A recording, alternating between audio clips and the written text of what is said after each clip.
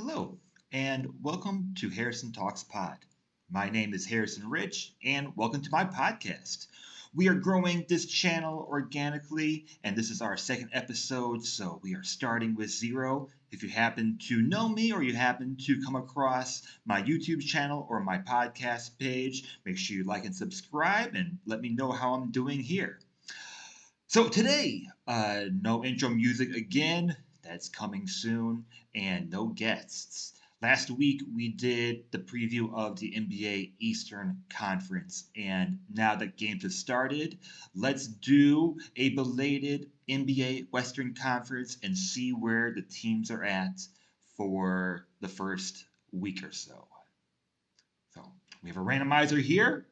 Let's see who we talk about first today.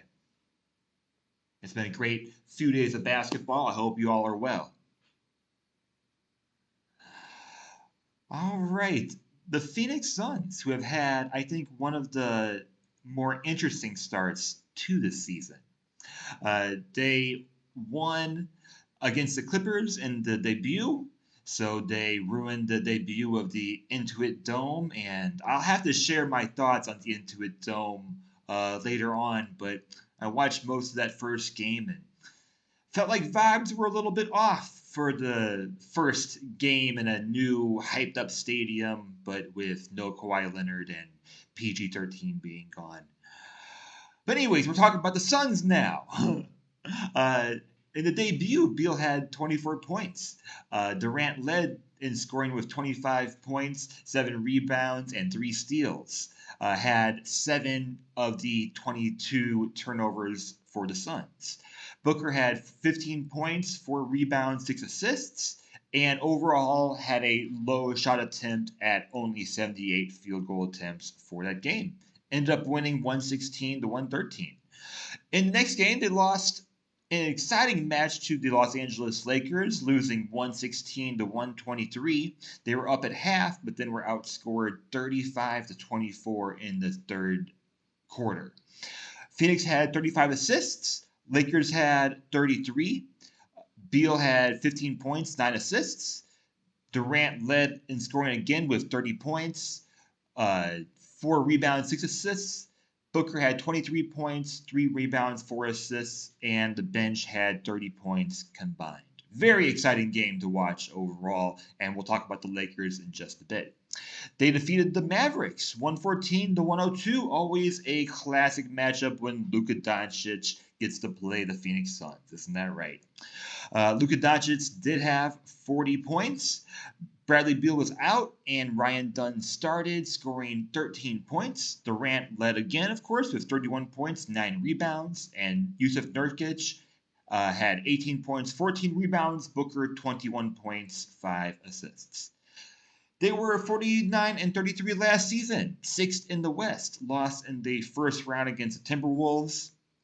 They were ninth in offense, 13th in defense. It was their first season under Frank Vogel. Their over-under last season was 51.5, just below that. They have the largest, or the second largest, the largest payroll at 219 million this season and 225 in 25 and 26. They are committed to their core players: Beal, Nurkic, Durant, Booker through at least 2026 when when his contract will expire, and sure we'll have a new deal before then. Uh, Booker started 4-year, $224 million deal this year.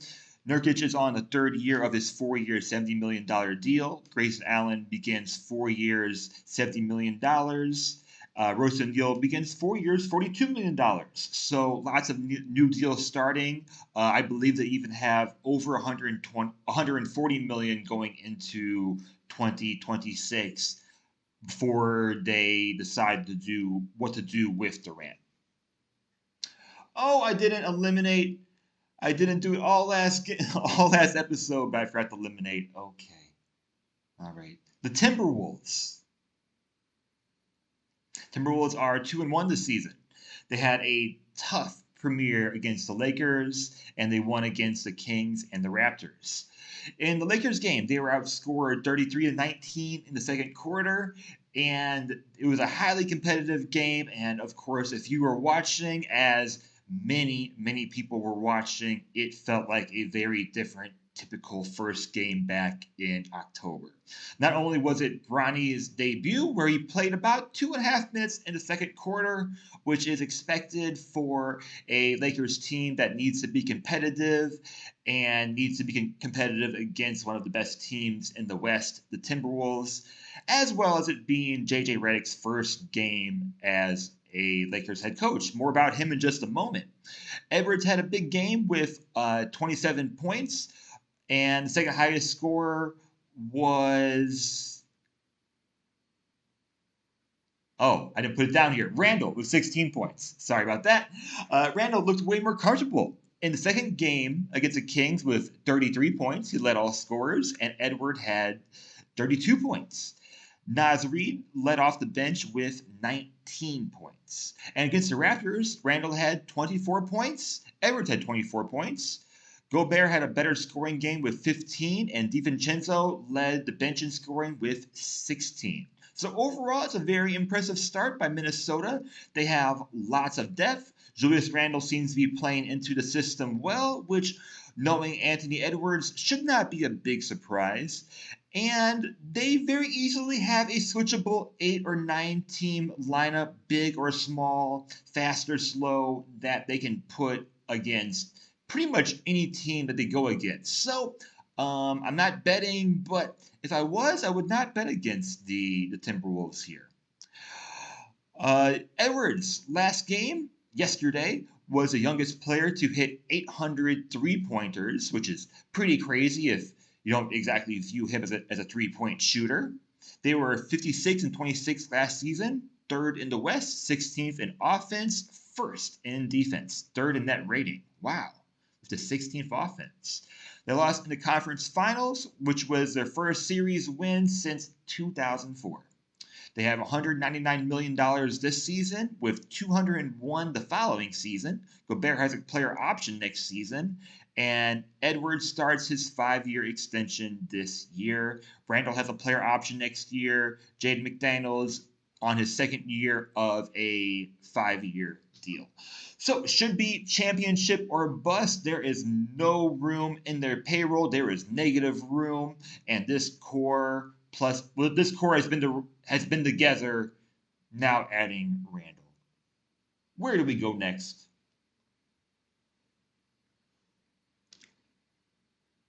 The Dallas Mavericks. Always one of my favorite teams, and I'm sure I'll say that a lot. They are 1-1 to start the season and had a great first game.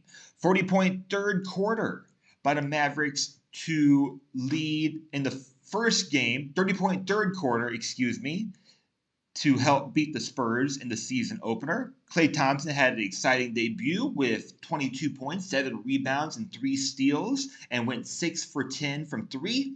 Doncic led in scoring with 28 points, 10 rebounds, 8 assists, and Kyrie had 15 points. Only 9 turnovers on 27 assists. Very highly efficient game, especially for one that is playing with a new starter. Struggled against the Suns in Game 2 as we went over. Doncic did get 40 points, 10 rebounds, 4 assists, while Kyrie got 22 points, 5 assists, and Klay had 19 points.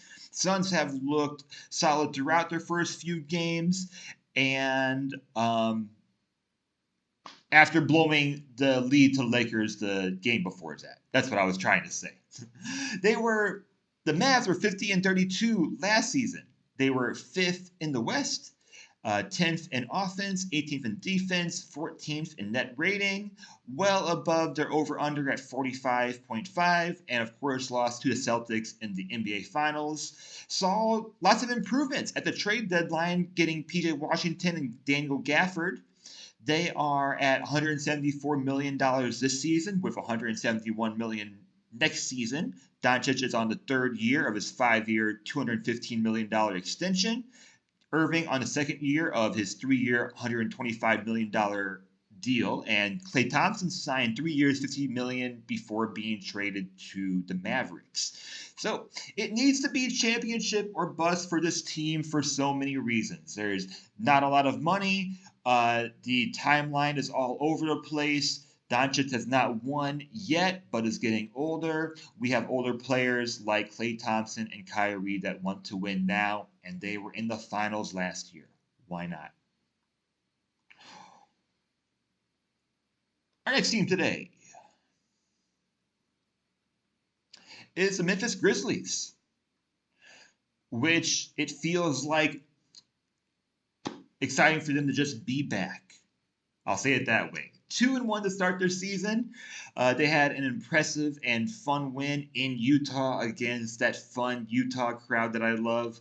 Utah almost came back from a double-digit deficit in the fourth quarter, but the Grizzlies held out. Morant, Bane, and Aldama each scored at least 20 points in this first win, and of course, it was great to see Morant back after only playing 9 games last season. They had a rough loss in Houston in Game 2. They were outscored 39-18 in the third quarter after a small lead at halftime. Morant had 24 points, but the team had 17 turnovers and did not shoot the ball that well. And then they had a great win against the Magic in their third game, leading 69-43 at halftime. Caused Orlando to have 19 turnovers. Aldama led scoring with 22 points, 7 rebounds, 5 assists, and 27 points off the bench. And Jay Huff, who's a name that I've never said out loud before, had a career-high 18 points. Jay Huff is one of those players that I research, and then it feels like I don't really know the NBA that well. All right. Talk more about him later, I guess. They're at $177 million on the season, 155 in 25 and 26. Morant is on the second year of his 5-year, $193 million deal. Bane starts his 5-year, $206 million extension. Luke Kennard, Yuta Watanabe on contract years. Both are, Yuta Watanabe is on a player option this year. They were 27 and 55 last season, well below their over-under at 45.5 when they assumed that Ja Morant would only be missing those 25 games initially. With Morant back, they're playing a lot faster, and they had 38 assists in their last game against the Magic. So it looks like the old Grizzlies are back, although we are missing some old faces and have some new ones.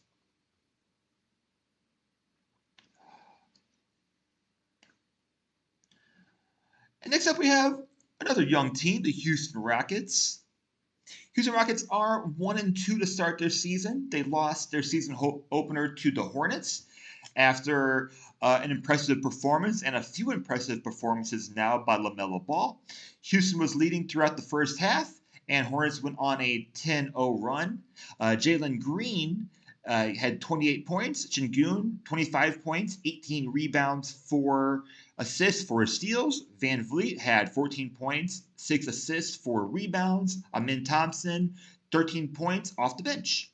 They had a much better game against Houston in their second game, including outscoring Houston 39-18 in the third quarter, as I mentioned, after trailing a bit at halftime.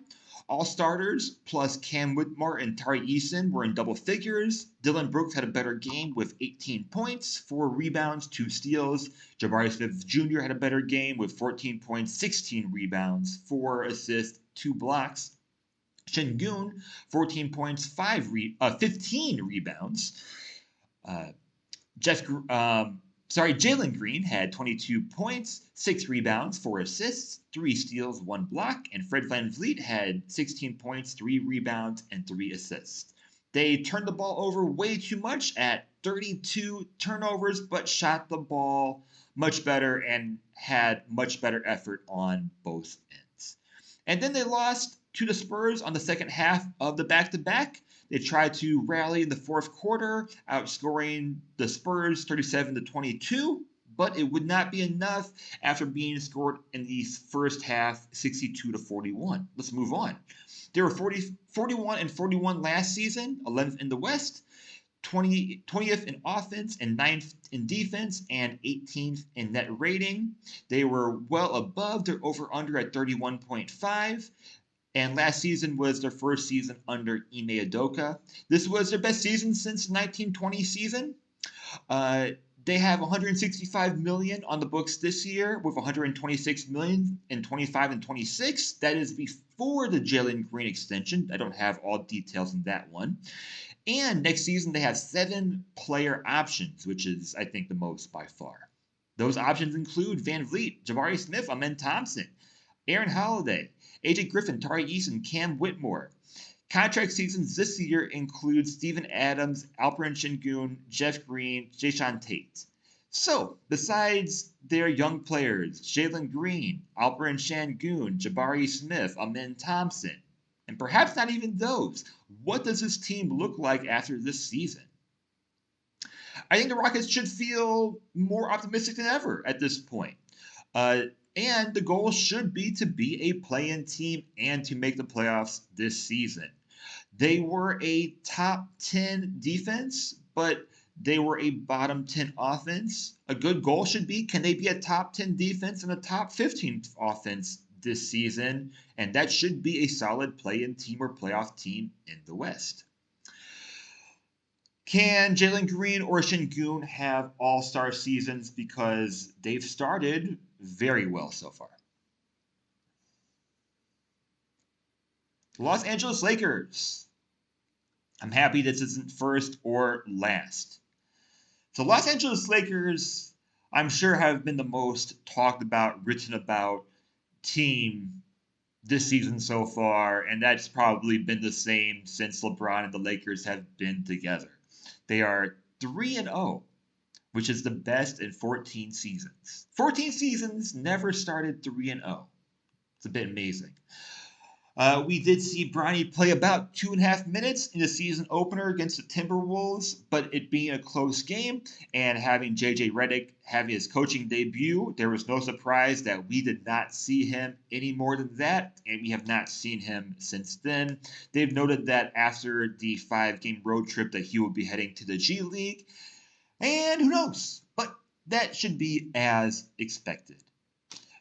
JJ Redick is the 8th head coach since 2012, 2013 after Phil Jackson has left, and he is the only head coach to start out 2-0 since Phil Jackson in 1999. In the first game, LeBron James had 16 points, 5 rebounds, 4 assists, 2 blocks. Anthony Davis, 36 points, 16 rebounds, 4 assists, 3 blocks, 1 steal. Rui Hachimura has been solid, started with 18 points, 5 rebounds. They are still missing Christian Wood and Jared Vanderbilt. They were, in the next game against the Suns, they were outscored 38-23 in the first quarter, but they rallied back to take the lead in the third, where AD and LeBron each had 11 points.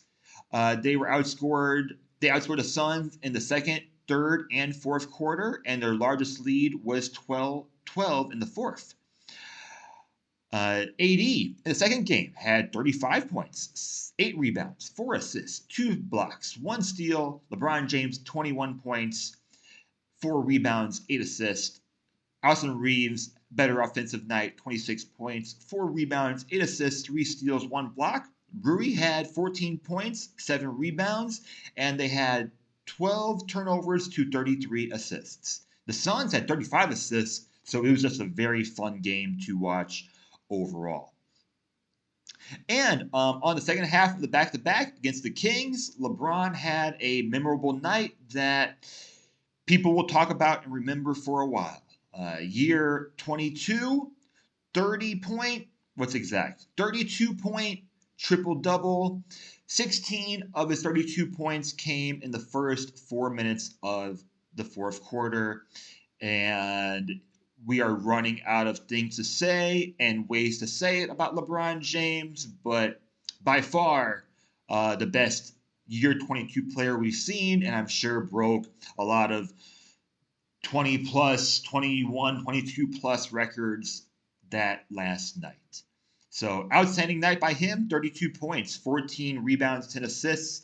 AD has scored 30 plus points in his first 3 games with 31 points, 9 rebounds, 2 assists, 3 steals, 2 blocks.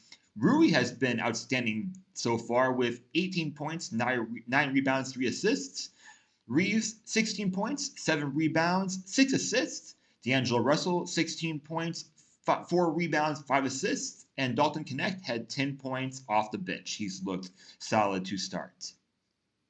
They have $187 million this season with 186 in 25-26. LeBron James has a $52 million player option next year. AD signed an extension in 2023 to go through the 27-28 season with no option. Rui is on the second year of his 3-year, $51 million deal. Reeves' second year of his 4-year, $56 million deal with a player option at the end. Vanderbilt started a 4-year extension, and Max Christie signed a new deal in the offseason. That team looks solid. That team looks like they can beat any team in the league if they stay healthy.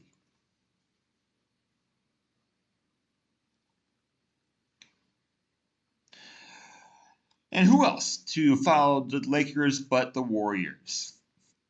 The Warriors are 2-1 to start their season. They started their season against Portland, outscoring the Trailblazers 41-29 in the second and 38-22 in the third, and ended up winning 140-104. 7 players in double figures. Buddy Hield had a great debut, leading the scoring with 22 points and 5 rebounds off the bench. Curry had 17 points, 9 rebounds, 10 assists, 2 steals. Wiggins had 20 points, 4 rebounds. Trayce Jackson-Davis had 14 points, 4 rebounds. D'Anthony Melton, 11 points off the bench.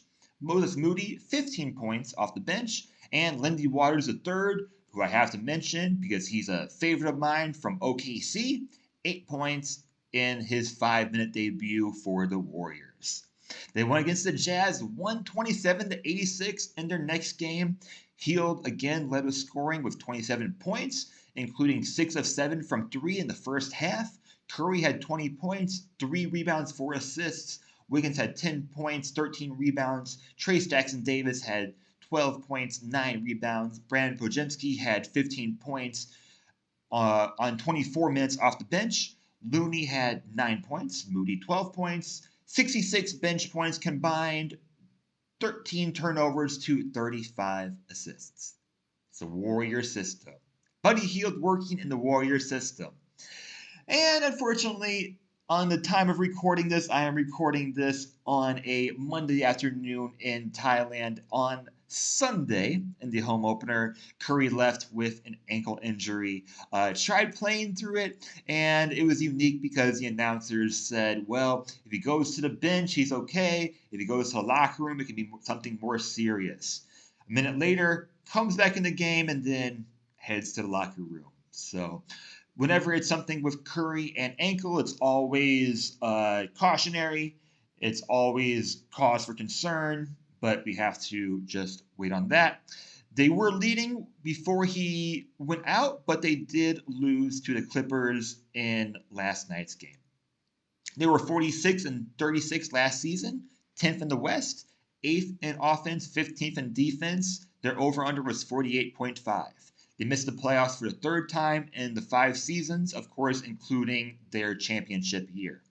They have $176 million this year with $140 million next season with 3 player options. This is their first season without Klay Thompson. Curry signed an extension through the 25-26 season. Wiggins is on the second year of 4 years, $109 million with a player option in the last year. Draymond Green, second year of 4 years, $100 million. And Hield signed for 4 years, $38 million, which is working out extremely well. Does Buddy Hield become a 6th Man of the Year candidate, or does he get moved to the starting lineup sooner than later?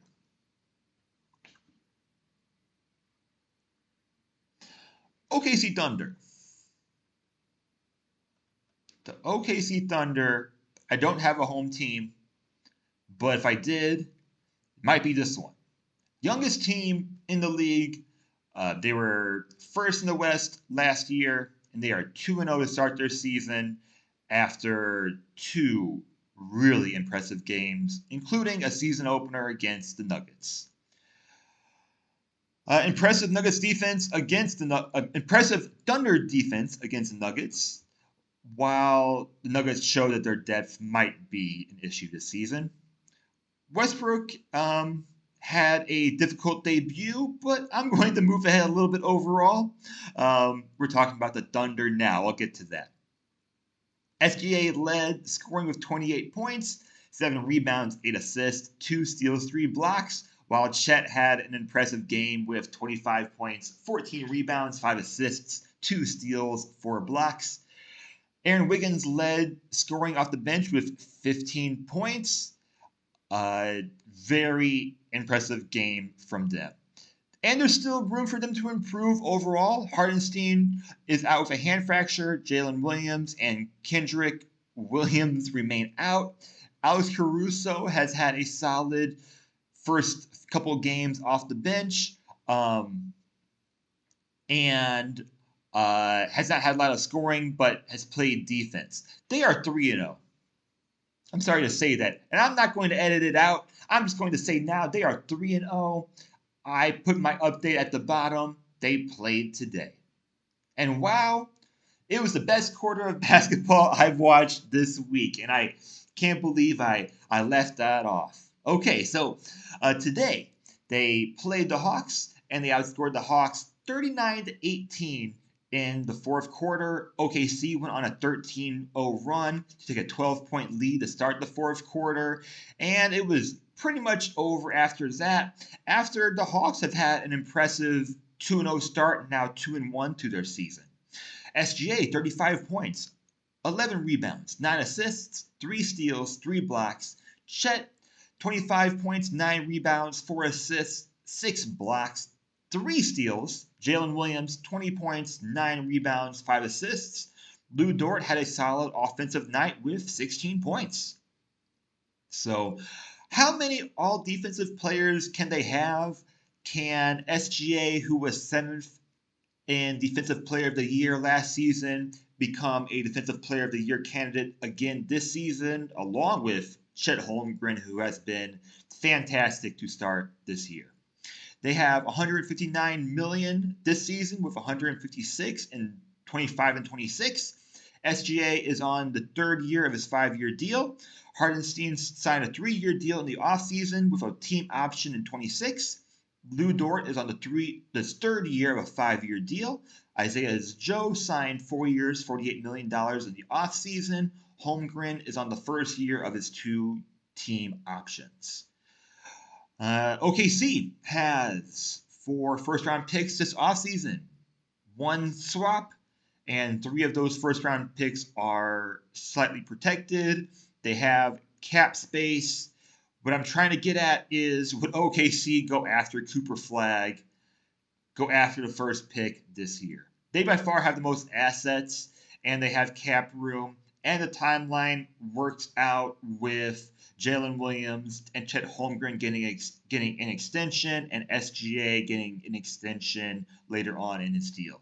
So, if they would, that would be crazy. I don't know if any team that would get Cooper Flagg would trade it for 5 picks, for 10 picks, however much it would take.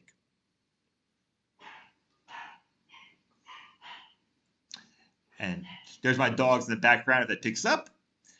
But the Portland Trailblazers, starting out 0-3 on the season. Starting 2-1 on this, 1-2 on the season. After they played today, had a tough start against the Warriors, who won 140-104, and they had a close second game against the Pelicans, where they had a double-digit lead for a while. It's safe to say that this team is not trying to win anything this season, and they are trying to develop their young talent, which they mentioned going into this season. Tumani Kamara might not be an NBA starter, but is starting now. Same thing with Denny Avdia. DeAndre Ayton might never take that leap that we're hoping for. Anthony Simons is solid and has had some great offensive nights to start the season, but might never be a good defender. And I cannot believe that Anthony Simons is in his 7th season already. I swear that he is 20 years old. Jeremy Grant has had a few great performances, but doesn't really fit into the team's timeline if they're trying to be young and develop players. Do we see him eventually on another team? They play the Pelicans today as I record this. Simons had another solid scoring night with 27 points. Jeremy Grant had a season high in 3 games with 28 points, and all starters had double digits. Scoot had a rough night off the bench, going 2 for 12 in 30 minutes and had 4 turnovers. Ayton had 17 points and 12 rebounds, outscored the Pelicans 33-22 in the second quarter to have a 12-point lead in the half that they never lost after that. So impressive defensive night overall. Okay, had to take a quick break and come back. Let's eliminate this and get to our last teams of the day. How many do we have? Got to pick things up a little bit. The New Orleans Pelicans. The Pelicans are 2-1 to start this season, including the last 2 games against the Trailblazers. Zion missed the first game, while Ingram scored 33 points in the opener. Murray had 14 points, 10 assists. DeJounte Murray, that is, but suffered a broken hand, which is going to be a setback for about 4 to 6 weeks. CJ McCollum had 23 points. They had a solid defensive night with 15 steals and the Bulls having 21 turnovers.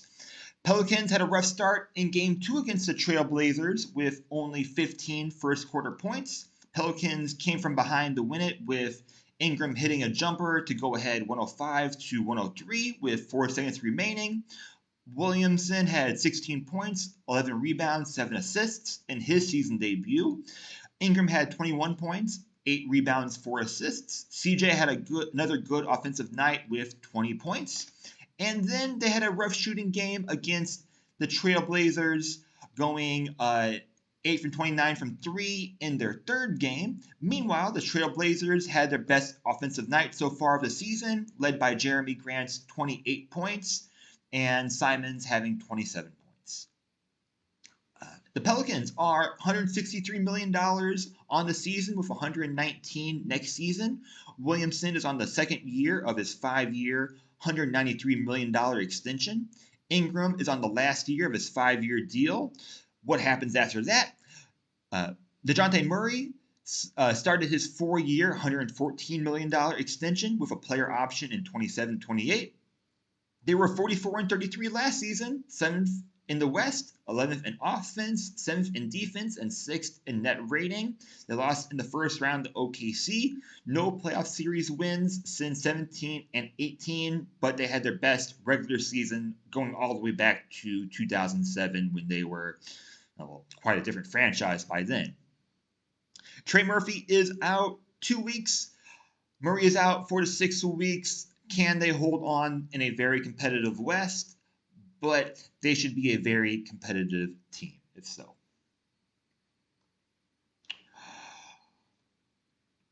Okay. What team do we start with? Okay, Sacramento Kings. Sacramento Kings are 0-2 to start the season, but I think we should find some optimism.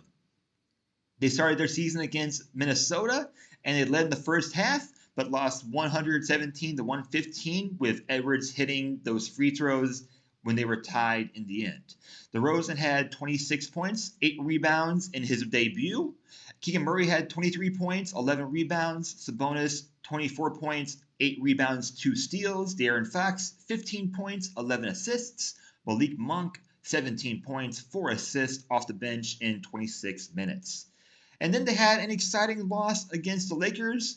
Kings were down 60-64 at half, but then at one point in the third quarter, led by 7, before the LeBron and Lakers had a big run in the fourth quarter, including LeBron scoring 16 points in 4 minutes.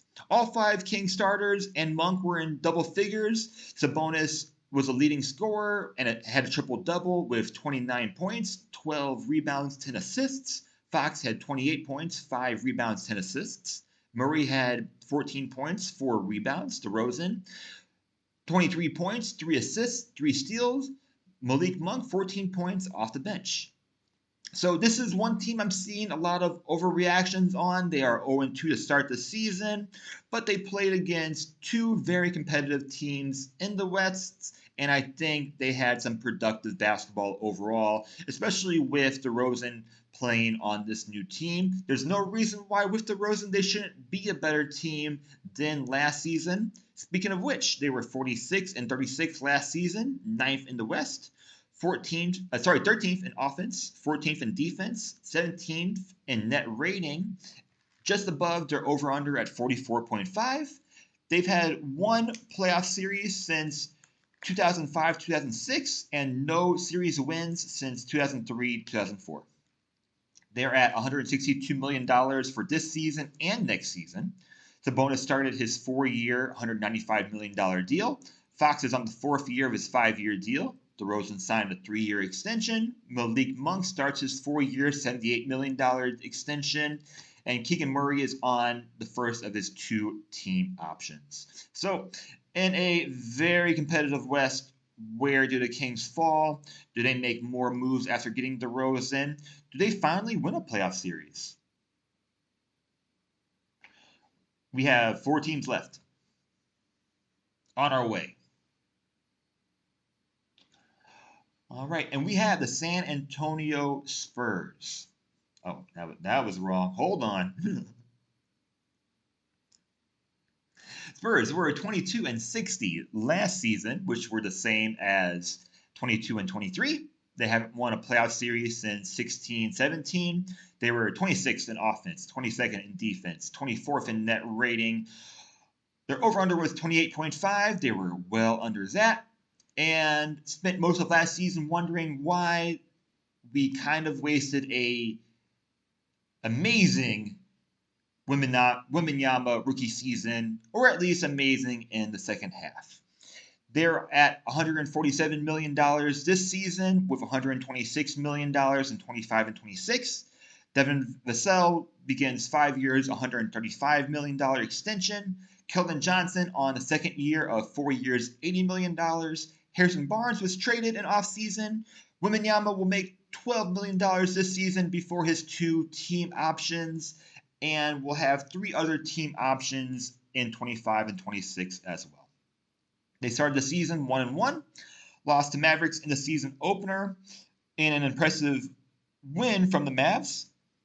Wembanyama had a rough offensive night, going 5 for 18, but ended with 17 points. All starters besides Chris Paul ended in double figures, while CP3 also had a rough, or we could say interesting night in his debut. Only had 3 points on 1 of 6 shooting, but had 8 assists and 7 rebounds. They had an impressive win against Houston. Although Houston was able to make a good run and outscored the Spurs 37-22 in the fourth quarter, it was enough after struggling in the first half, and the Spurs held the Rockets to just 10 points in the second quarter. Wow.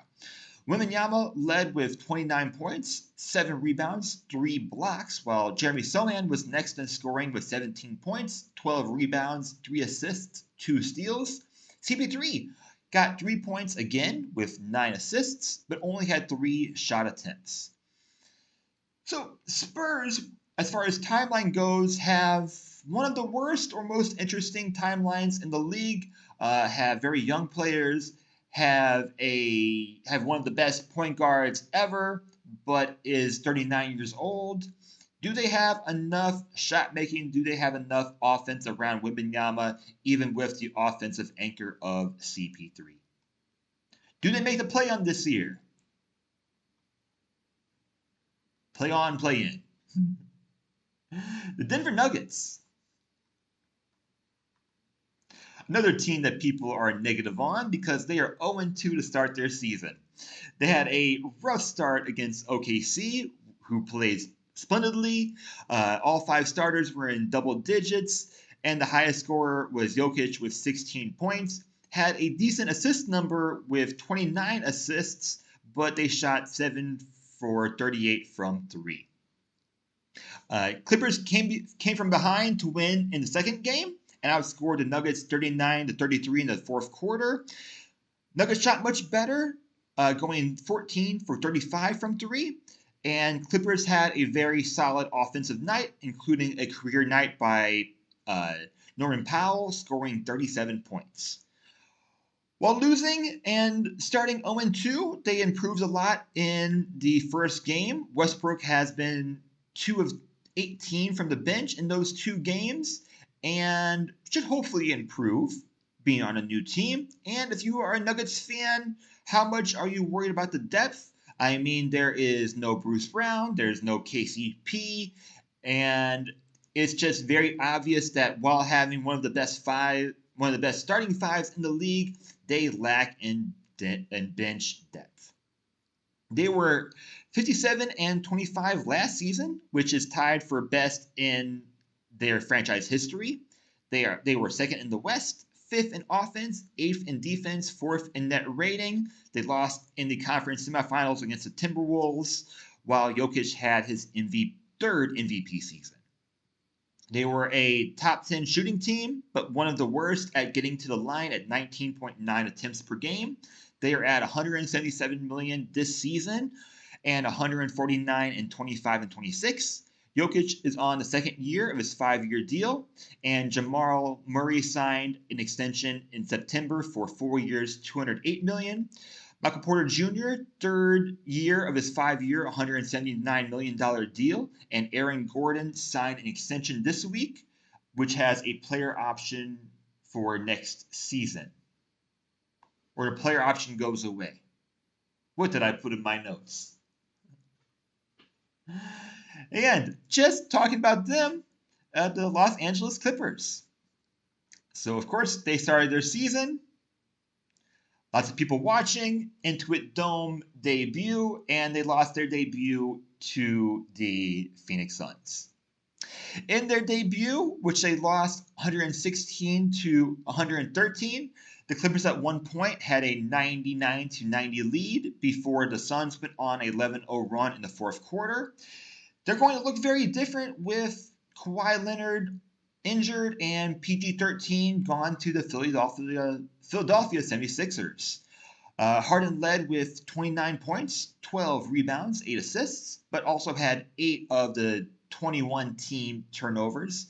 Zubats had 21 points, 9 rebounds, 3 assists. Norman Powell, 17 points, 4 rebounds, 4 assists. Got to see Kai Jones return and Derrick Jones make his debut on the Clippers as a starter, getting 12 points and 4 rebounds. And Clippers won against the Nuggets 109-104, as we mentioned, despite Jokic having 41 points and a career-high 7 threes. Norman Powell, as we mentioned, had 37 points, which is a career night for him. Zubats had 24 points, 15 rebounds, 4 assists, another solid night for him. James Harden had 23 points, 6 rebounds, 16 assists, with 7 of the 16 team turnovers. So it seems like the Clippers have a decent depth, but it very much looks like the James Harden Clippers with Kawhi not there and PG being gone. So, not much has changed in the past 5 years for the Clippers as far as concerns go. Concerns are injuries. They can be one of the best teams, being they were 4th in the West last season, 51-31, but it's all going to come down to health, which again has not changed in the last 5+ years with Kawhi and even before Kawhi came to the Clippers. They're at $168 million this season, $126 million next season, with 3 player options, being James Harden, Nick Batum, and Kevin Porter Jr. Kawhi started his 3-year, $150 million extension Zubac and Tucker have player options this season. Bones Highland had team option this season. Mir Coffee, Joshua Primo, Mo Bamba are all on contract seasons as well.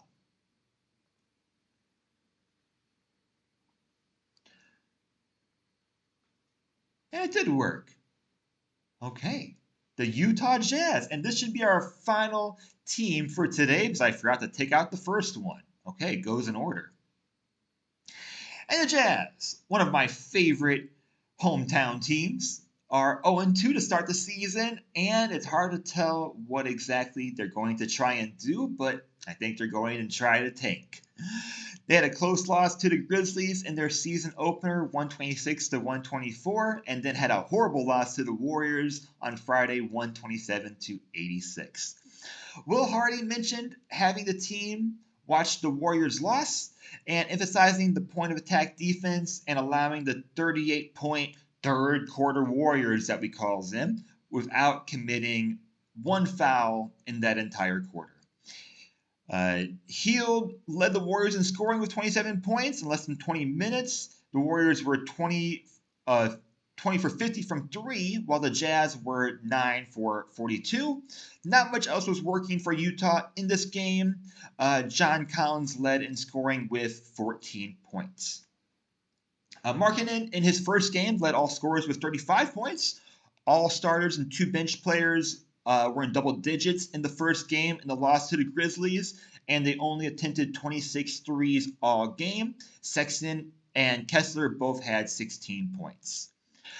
And it looks like Will Hardy and the front office, as they mentioned going into the season, will be sticking with young player development.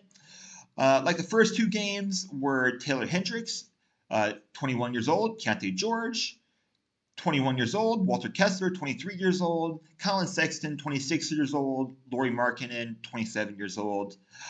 Jordan Clarkson could be a 6th man of the year candidate, depending on what else happens around the league, depending on if Hield on the Warriors gets moved up or just whatever else happens. They are the lowest payroll in the league at $128 million. They have $86 million in 25 and 26. That is before the Markkanen extension, and they have 5 team options going into next year as well. So they are very much in tank mode. They are very much in get Cooper Flag mode, and don't expect them to win much, but play some competitive games. Do they change things leading up to the trade deadline? There were lots of talks about Walker Kessler and Lauri Markkanen leading up to this season, and I don't think that has stopped. Whether it's the Warriors, whether it's the Lakers, whether it's some other competitive team in the West, I think someone will be interested in them. So that is it for today. Okay, this is the last time I think I do 15 teams, but we had to do the notes and we had to get ready for the year. And baseball's still going on, and we're not in November just yet, so we are getting there. If you've liked this, make sure to check me out on YouTube. Check me out where you find podcasts. Like and subscribe. Thank you so much for joining me today. As I said, I'm starting with 0. I'm getting on here to practice. I'm getting on here to practice my production, and every episode gets a little bit better. So thank you so much, and I hope you have a great rest of your day.